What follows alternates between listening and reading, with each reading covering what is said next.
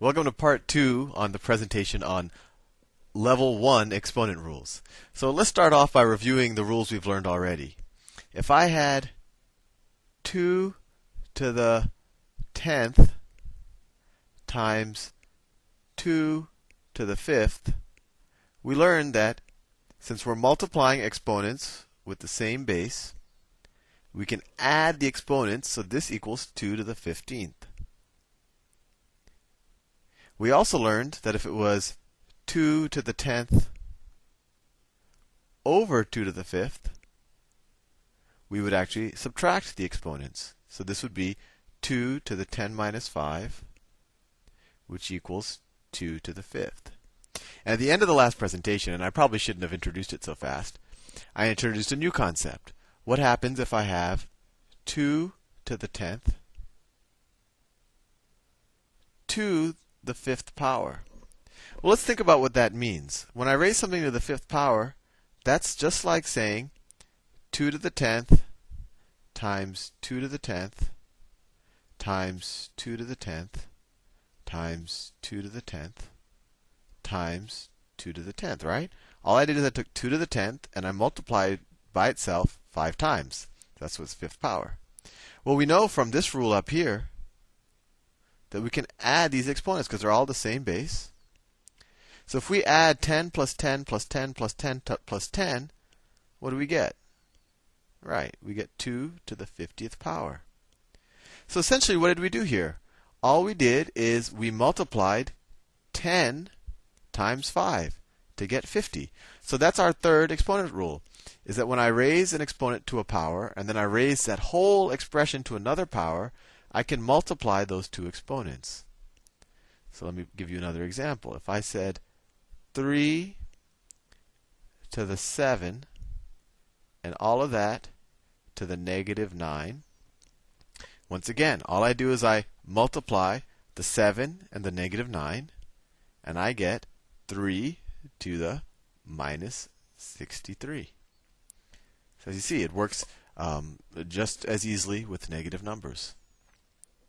So now I'm going to teach you one final exponent property. If I have, let's say I have 2 times, say 9, and I raise that whole thing to the 100th power, it turns out that this is equal to 2 to the 100th power times 9 to the 100th power.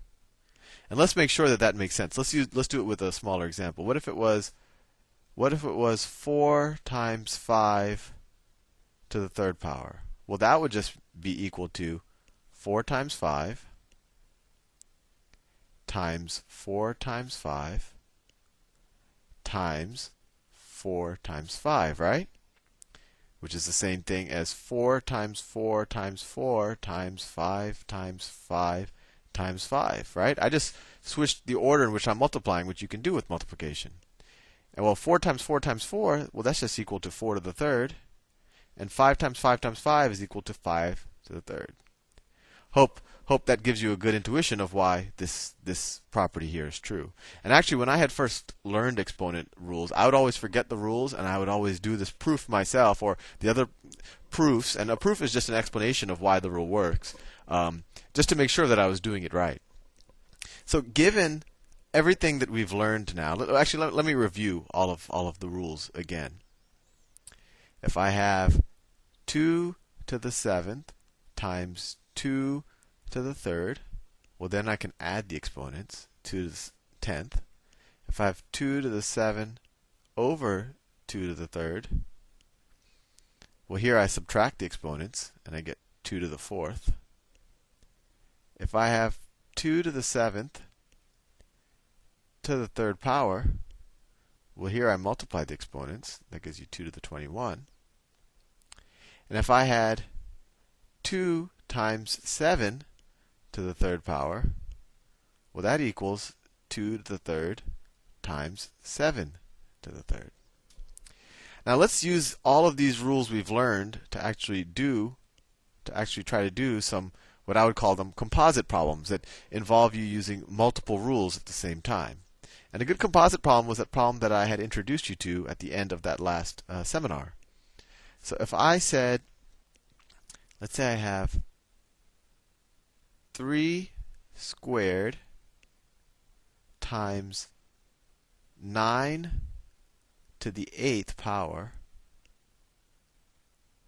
and all of that I'm going to raise to the -2 power. So what can I do here? Well, 3 and 9 are two separate bases, but 9 can actually be expressed as an exponent of 3, right? 9 is the same thing as 3 squared. So let's rewrite 9 like that. Say that's equivalent to 3 squared times 9 is the same thing as 3 squared to the 8th power, and then all of that to the -2 power, right? All it is, I replace 9 with 3 squared because we know 3 times 3 is 9. Well, now we can use the multiplication rule on this to simplify it.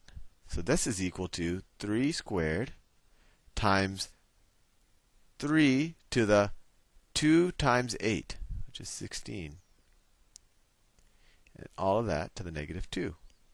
Now we can use the first rule. We have the same base, so we can add the exponents, and we're multiplying them. So that equals 3 to the 18th power, right? 2 plus 16, and all of that to the -2. And now we're almost done. We can once again use this multiplication rule, and we could say 3, this is equal to 3 to the 18 times -2. So that's 3 to the -36. So this problem might have seemed pretty daunting at first, but there aren't that many rules, and all you have to do is keep seeing, oh wow, that little part of the problem I can simplify it, and then you simplify it, and you'll see that you can keep using rules until you get to a much simpler answer. And actually, the level 1 problems don't even involve problems this difficult. This will be more on the exponent rules level 2. But I think at this point you're ready to try the problems.